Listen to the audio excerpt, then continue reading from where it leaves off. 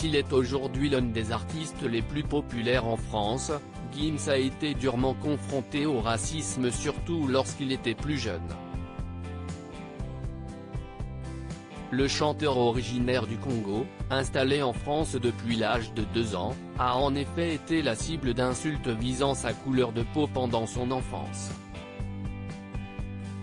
Des souvenirs difficiles qu'il a évoqués dans une interview accordée à Audrey Crespo-Mara, ce dimanche 6 juin dans 7 à 8.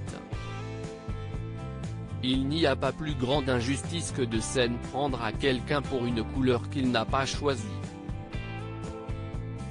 A-t-il regretté avant d'ajouter « Je ne me souviens pas d'avoir choisi ma couleur ».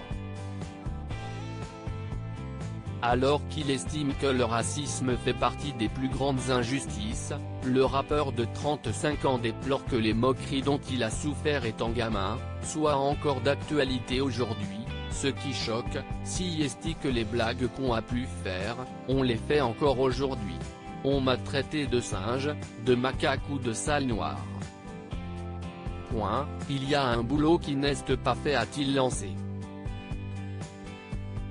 Pour autant, le mari de Demdem refuse de dire que la France est un pays raciste.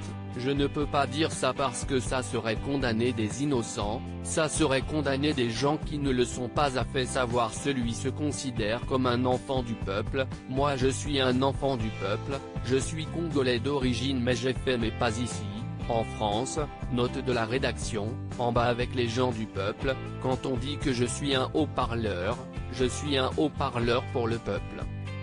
Si est eux qui achètent mes disques, qui remplissent les salles, donc je ne vais pas dire que tout le monde est raciste, ce n'est pas vrai. A-t-il expliqué, bien convaincu que même si le mal est là, le bien dominera toujours.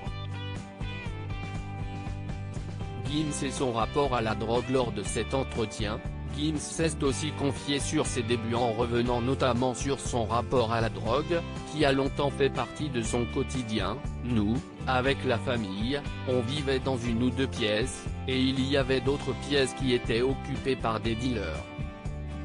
Des gens qui venaient là et qui préparaient à vendre leur drogue en la découpant, a-t-il raconté, en indiquant avoir grandi dans ça et vu comment ça se passait. Même si la tentation aurait pu être présente, l'interprète de Bella a réussi à ne jamais tomber dans le piège de la drogue. J'étais vraiment passionné par ce que je pouvais faire au centre de loisirs, parce que j'apprenais et découvrais à travers l'art, le cinéma français, la musique.